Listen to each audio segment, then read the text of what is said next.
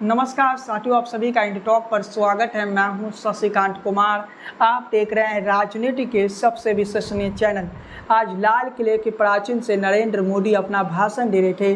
नरेंद्र मोदी की भाषण अगर आप सुबह में नहीं सुने तो आज के इस वीडियो को देख लीजिए और नरेंद्र मोदी के भाषण के महत्वपूर्ण मुद्दे जो 5 बड़ी बातें हैं उन बातों को बता। क्या नरेंद्र मोदी आने वाले कुछ दिनों में बांग्लादेश पर कुछ बड़े कदम उठा सकते हैं?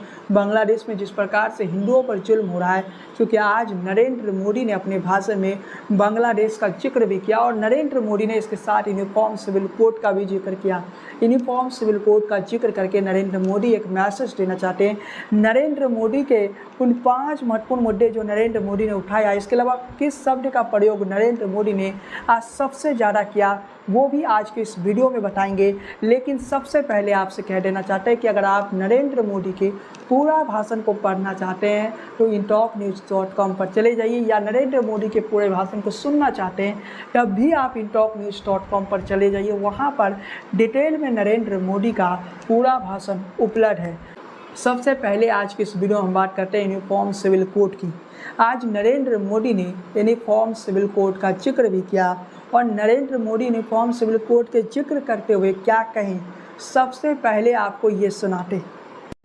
मेरे प्यारे देशवासियों, हमारे देश में सुप्रीम कोर्ट ने बार बार यूनिफॉर्म सिविल कोड को लेकर जो चर्चा की है, अनेक बार आदेश दिए हैं, क्योंकि देश का एक बहुत बड़ा वर्ग मानता है और उसमें सच्चाई भी है कि जिस सिविल कोड को हम लेकर के जी रहे हैं वो सिविल कोड सचमुच में तो एक प्रकार का कम्युनल सिविल कोड है, भेदभाव करने वाला सिविल कोड है। ऐसे सिविल कोड से जब संविधान के 75 वर्ष मना रहे हैं और संविधान की भावना भी जो हमें कहती है करने के लिए, देश की सुप्रीम कोर्ट भी हमें कहती है करने के लिए, और तब जो संविधान निर्माताओं का सपना था उस सपने को पूरा करना हम सबका दायित्व है। और मैं मानता हूं इस गंभीर विषय पर देश में चर्चा हो, व्यापक चर्चा हो, हर कोई अपने विचारों को लेकर के आए और उन कानूनों को जो कानून धर्म के आधार पर देश को बांटते, जो ऊंच नीच का कारण बन जाते हैं, ऐसे कानूनों को आधुनिक समाज में कोई स्थान नहीं हो सकता। वीडियो को आपने देख लिया। स्पष्ट तौर पे नरेंद्र मोदी ने वर्तमान कानून को सांप्रदायिक कानून यानी सांप्रदायिक कानून कहा और नरेंद्र मोदी ये कह रहे हैं सेकुलर सिविल कोड आना चाहिए। यूनिफॉर्म सिविल कोड को उन्होंने सेकुलर सिविल कोड शब्द से प्रयोग किया। नरेंद्र मोदी अपने आज के भाषण में ये भी कहें कि आम राय बननी चाहिए, मतलब सभी दलों की आम राय बन के सेकुलर सिविल कोड लाना चाहिए। और नरेंद्र मोदी ने कहीं ना कहीं आज विपक्ष को घेरे में ले लिया, बिना नाम लिए घेरे में ले लिया, क्योंकि नरेंद्र मोदी वर्तमान कानून को सांप्रदायिक कानून बता रहे हैं। वर्तमान की परिस्थितियों को अगर आप देखें तो हिंदुओं को अगर छोड़ दें तो ईसाइयों की पर्सनल लॉ, इसके अलावा मुसलमानों की पर्सनल लॉ, तो नरेंद्र मोदी कह रहे हैं कि सभी के लिए एक बराबर सिविल लॉ होना चाहिए, सभी के लिए एक बराबर कानून होना चाहिए। और इस बात से आप नोट कर लीजिए कि नरेंद्र मोदी कहीं ना कहीं आज एक नई राजनीति की लकीर खींचना चाहते थे और नरेंद्र मोदी जिस राजनीति की लकीर को खींचना चाहते थे वो लकीर शायद लाल किले के प्राचीन से नरेंद्र मोदी ने आज खींच लिया। नरेंद्र मोदी आज मनमोहन सिंह के रिकॉर्ड को भी तोड़ दिया। मनमोहन सिंह ने 10 बार तिरंगा फहराया, लेकिन नरेंद्र मोदी आज 11 बार तिरंगा फहराए। लेकिन नरेंद्र मोदी ने आज आम राय बनाने की बात कही सेकुलर सिविल कोड के लिए, यानी यूनिफॉर्म सिविल कोड के लिए। उन्होंने यूनिफॉर्म सिविल कोड को सेकुलर सिविल कोड के शब्द से प्रयोग किया। नरेंद्र मोदी एक मैसेज भी देना चाहते हैं कि ये कानून से सभी के लिए बराबर लागू हो जाएगा। और कहीं ना कहीं नरेंद्र मोदी ने सेकुलर सिविल कोड कह के विपक्षी दलों पर कहीं ना कहीं अटैक किया। और बीजेपी की शुरुआत से एजेंडा में रहा यूनिफॉर्म सिविल कोड। बीजेपी जब से बनी है तो यूनिफॉर्म सिविल कोड, राम मंदिर 370 का जो मसला है वो तो बीजेपी ने समाप्त कर दिया, लेकिन यूनिफॉर्म सिविल कोड अब तक बीजेपी लागू नहीं कर सका है। और बीजेपी जब से बना है, बीजेपी का जब गठित हुई, बीजेपी संघ जब था, तब से यूनिफॉर्म सिविल कोड कहीं ना कहीं संघ के लिए भी महत्वपूर्ण है, जनसंघ के लिए भी महत्वपूर्ण था, आज के समय में बीजेपी के लिए महत्वपूर्ण है। मतलब बीजेपी के लिए कहीं ना कहीं यूनिफॉर्म सिविल कोड शुरुआत से ही मुद्दा रहा है। जब बीजेपी बनी थी तब भी बीजेपी 3 मुद्दों को लेकर चल रही थी और वो 3 मुद्दे थे राम मंदिर, धारा 370 और यूनिफॉर्म सिविल कोड, जिसमें 2 मुद्दे समाप्त हो चुके हैं। राम मंदिर का मुद्दा अब समाप्त हो चुका है, राम मंदिर बन चुका है, धारा 370 कश्मीर से हट चुका है। तीसरा जो महत्वपूर्ण मुद्दा था यूनिफॉर्म सिविल कोड, वो अब तक बीजेपी लागू नहीं कर पाई है। लेकिन नरेंद्र मोदी के आज के इस भाषण से अगले 6 महीने तक मोदी सरकार क्या करने जा रही है उस एजेंडे का जिक्र दिखता है। नरेंद्र मोदी के आज के इस भाषण से ये क्लियर दिखता है साथियों कि नरेंद्र मोदी अपनी सरकार के आने वाले 6 महीने के कार्यों को बता चुके हैं कि अगले 6 महीने नरेंद्र मोदी कौन से बड़े कार्य करेंगे। लेकिन साथियों, अगर अब तक आपने इस चैनल को सब्सक्राइब नहीं किया तो सब्सक्राइब वाला बटन दबा दीजिए, बेल आइकन की घंटी को बजाना बिल्कुल मत भूलिए। खैर साथियों, अब दूसरे मुद्दे पर हम आते हैं। दूसरे मुद्दा जो कि महत्वपूर्ण मुद्दा है, बांग्लादेश में जिस प्रकार से हिंदुओं पर जुल्म हो रहा है, बांग्लादेश के हिंदुओं का जिक्र करके नरेंद्र मोदी ने लाल किले के प्राचीन से एक बड़ा मैसेज दिया। आज बांग्लादेश के हिंदुओं पर नरेंद्र मोदी जो बातें कहें वो बता दें। नरेंद्र मोदी ने बांग्लादेश में हिंदुओं पर हुए हमले और मंदिरों में तोड़फोड़ समेत कई जरूरी मसलों पर साफ संदेश दिया। उन्होंने बांग्लादेश के निवासी शेख हसीना का नाम लिए बगैर साफ कहा कि बांग्लादेश में जो कुछ भी हुआ उसको लेकर पड़ोसी देश के नाते चिंतित होना वाजिब है। लेकिन आज पीएम नरेंद्र मोदी जब बांग्लादेश के मुद्दे पर बोल रहे थे तो काफ़ी विनम्र होकर बोल रहे थे। बांग्लादेश के जो अल्पसंख्यक हिंदू है, ईसाई है और इसके अलावा सिख है, उनकी सुरक्षा की बात भी आज नरेंद्र मोदी ने की है। और बांग्लादेश के मुद्दे पर नरेंद्र मोदी कहीं ना कहीं खुलकर अपनी बातें कही। आज नरेंद्र मोदी बांग्लादेश के मुद्दे पर क्या कहें, थोड़ा आपको सुनाते हैं। आज मेरे प्यारे देशवासियों, बांग्लादेश में जो कुछ भी हुआ है उसको लेकर पड़ोसी देश के नाते चिंता होना, मैं इसको समझ सकता हूं। मैं आशा करता हूं कि वहां पर हालात जल्द ही सामान्य होंगे। खास करके 140 करोड़ देशवासियों की चिंता कि वहां हिंदू, वहां के अल्पसंख्यक, उस समुदाय की सुरक्षा सुनिश्चित हो। भारत हमेशा चाहता है कि हमारे पड़ोसी देश सुख और शांति के मार्ग पर चले। शांति के प्रति हमारा कमिटमेंट है, हमारे संस्कार है। हम आने वाले दिनों में बांग्लादेश की विकास यात्रा में हमेशा हमारा शुभचिंतन ही रहेगा, क्योंकि हम मानव जाति की भलाई सोचने वाले लोग हैं। नरेंद्र मोदी बांग्लादेश के मुद्दे पर बेनम होकर बोले, लेकिन जिस प्रकार से शब्दों का प्रयोग आज नरेंद्र मोदी ने किया उससे एक क्लियर स्पष्ट संदेश जाता है कि बांग्लादेश के नेताओं को कहीं ना कहीं लाल किले के प्राचीन से नरेंद्र मोदी ने एक धमकी भी दे दिया कि आप अपने देश को बेहतर ढंग से चलाइए। और नरेंद्र मोदी जब ये मैसेज दे रहे थे तो नरेंद्र मोदी ये क्लियर कर रहे थे। और नरेंद्र मोदी ने आज जिस प्रकार से बांग्लादेश का मुद्दा का जिक्र किया, हिंदुओं, इसके अलावा बांग्लादेश के जो अल्पसंख्यक हिंदुओं की सुरक्षा की बात किए, ये वो मुद्दे थे जो बांग्लादेश में कहीं ना कहीं आज बांग्लादेश के जो नवनिर्वाचित नई सरकार है वो जब ये भाषण सुनेंगे तो उनके लिए भी अच्छा नहीं होगा। मोदी का ये भाषण, शायद इस भाषण से वो घबरा जाए। लेकिन हम तीसरे मुद्दे पर आप आगे बढ़ते हैं, जो कि नरेंद्र मोदी का मुद्दा हमेशा से रहा। तीसरा महत्वपूर्ण मुद्दा था भ्रष्टाचार पर कड़ी कार्रवाई।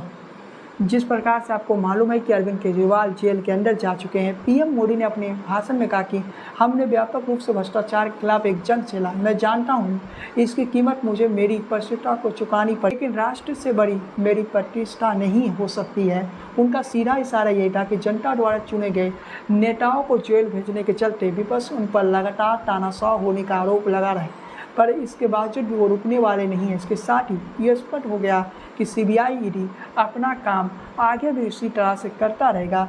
अगर विपक्ष या आम जनता ये सोच रही है कि अब भ्रष्टाचार के मामलों में एक्शन लेने से सरकार रुक जाएगी, तो आज नरेंद्र मोदी ने लाल किले के प्राचीनतम से ये संदेश दे दिया कि वो भ्रष्टाचार के मामले में समझौता करने के मूड में नहीं है। नरेंद्र मोदी क्या कहे जरा सुनिए। मेरे प्यारे देशवासियों, समाज की मनोरचना में भी बदलाव कभी कभी बहुत बड़ी चुनौती का कारण बन जाता है। हमारा हर देशवासी भ्रष्टाचार की दिमक से परेशान रहा है। हर स्तर के भ्रष्टाचार ने सामान्य मानवीय का व्यवस्थाओं के प्रति विश्वास तोड़ दिया है।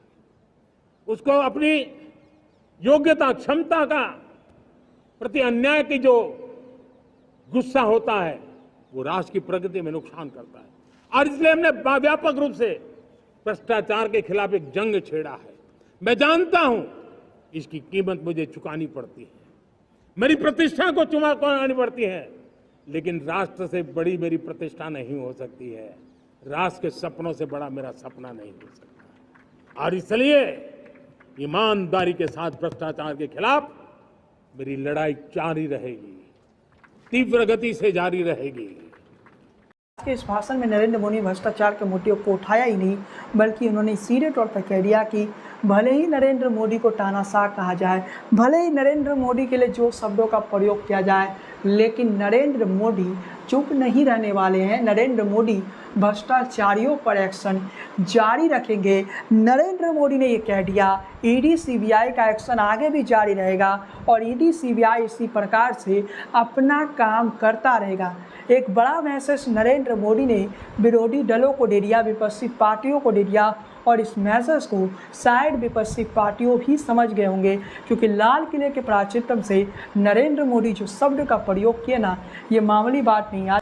आज नरेंद्र मोदी भ्रष्टाचार शब्द का प्रयोग 13 बार लाल किले पर किए, और एक मैसेज था नरेंद्र मोदी का जो आप समझ सकते हैं कि नरेंद्र मोदी ने स्पष्ट कर दिया कि भ्रष्टाचारियों पर जो कार्रवाई है, जो बड़े नेताओं के बड़े नेताओं पर करप्शन के चार्जेस लगे हैं, हो सकता है आगे भी कई बड़े नेताओं की गिरफ्तारी होगा, क्योंकि लाल किले के प्राचीनतम से नरेंद्र मोदी ने सीधे शब्दों में कह दिया कि भ्रष्टाचारियों पर एक्शन नहीं रुकने वाला है। राहुल गांधी हाल में ही ये दावे किए थे कि उन्हें भी ईडी गिरफ्तार कर सकता है। अब कल्पना कर सकते हैं जब राहुल गांधी ने ये दावा कर दिया है तो क्या आगे ये होने वाला है, क्योंकि नरेंद्र मोदी ने लाल किले से तो बता दिया कि भ्रष्टाचारियों पर कार्रवाई नहीं रुकने वाला है। भले ही नरेंद्र मोदी को लोग तानाशाह कहे या जो शब्द का प्रयोग करना है करिए, लेकिन नरेंद्र मोदी भ्रष्टाचारियों से कोई समझौता नहीं करेंगे। ये बातें आज के इस भाषण में नरेंद्र मोदी ने स्पष्ट तौर पर कह दिया। अब हम चौथे मुद्दे पर आते हैं, जो कि आज के नरेंद्र मोदी का वो चौथी बड़ी बात है जो कि काफ़ी महत्वपूर्ण हो जाता है। नरेंद्र मोदी ने ये कह दिया रिफॉर्म रुकने वाला नहीं है। पीएम ने अपने भाषण में एक बात स्पष्ट कर दी कि विपक्ष चाहे जितना विरोध कर ले, रिफॉर्म जारी रहेंगे, यानी जो परिवर्तन हो रहे हैं, जो बदलाव हो रहे हैं, वो आगे भी जारी रहेंगे। उन्होंने आगे कहा कि हमारी सरकार बड़े रिफॉर्म को ज़मीन पर उतारा है, चाहे गरीब हो, मिडिल क्लास हो, वंचित लोग हो, बढ़ती शहरी आबादी हो, नौजवानों के सपने हो, उनके जीवन में बदलाव लाने के लिए हमने रिफॉर्म का रास्ता चुना है। इस रिफॉर्म के लिए जो हमारी प्रतिबद्धता है, मतलब सीधे तौर पे आप कह सकते हैं कि पीएम नरेंद्र मोदी ने ये कह दिया कि जो परिवर्तन नरेंद्र मोदी की सरकार कर रही है वो परिवर्तन नहीं होगा। जो रिफॉर्म नरेंद्र मोदी की सरकार लगातार ला रही है, कृषि कानूनों के तहत खेती के सेट में एक बड़े परिवर्तन को नरेंद्र मोदी करने जा रहे थे, लेकिन उस कानून को नरेंद्र मोदी ने वापस ले लिया। लेकिन आज नरेंद्र मोदी फिर से कहते हैं कि वो रिफॉर्म को जारी रखेंगे। जो बड़े बदलाव है, जिस प्रकार से नरेंद्र मोदी लगातार परिवर्तन कर रहे हैं, लगातार बदलाव कर रहे हैं, नए नए कानून ला रहे हैं और लगातार नरेंद्र मोदी रिफॉर्म कर रहे हैं। जो पुराने कानून है, कई सालों पुराने कानून है, उसे ख़त्म भी कर रहे हैं। उनकी सरकार में रिफॉर्म लगातार होता जाएगा, चाहे वो आर्थिक मोर्चों पर हो या यूजीसी से जरिए हो या वक्फ बोर्ड में जो परिवर्तन होने वाला है, वक्फ बोर्ड के जो संशोधन विधेयक लाया गया, उन विधेयकों के जरिए जो हो रहा है वो सब होता ही रहेगा, होंगे, रिफॉर्म नहीं रुकेगा। ये नरेंद्र मोदी ने संदेश दे दिया। भले ही 272 का आंकड़ा छूने के लिए 32 सीटें बीजेपी दूर है, लेकिन नरेंद्र मोदी के आज के इस भाषण से क्लियर है कि रिफॉर्म जो बदलाव होने थे वो बदलाव आगे भी इसी तरीके से होता रहेगा। मोदी जब लोकसभा इलेक्शन में थे तो नरेंद्र मोदी कह रहे थे ये कार्यकाल, तीसरा कार्यकाल ऐतिहासिक कार्यकाल होने वाला है, और नरेंद्र मोदी उसका मैसेज कहीं ना कहीं देने जा रहे हैं। पांचवा जो बड़ी बात है आज नरेंद्र मोदी के भाषण से जुड़ा था, वो पांचवा बड़ी बात ये था शिक्षा और रोजगार। नरेंद्र मोदी की जो सबसे ज़्यादा आलोचना होती है, नरेंद्र मोदी सरकार की सबसे ज़्यादा आलोचना होती है, तो वो रोजगार के मसले पर ही होता है। ये कहा जाता है कि नरेंद्र मोदी रोजगार नहीं दे पा रहे, रोजगार देने में नरेंद्र मोदी की सरकार पीछे है और लगातार देश में बेरोजगारी के आंकड़े बढ़ रहे हैं, लगातार देश में बेरोजगारी बढ़ रहा है। लेकिन आज नरेंद्र मोदी अपने भाषण में शिक्षा और रोजगार पर फोकस किए। लोकसभा चुनाव में बीजेपी को मिली शिकस्त के पीछे युवा वर्ग का नाराजगी भी है।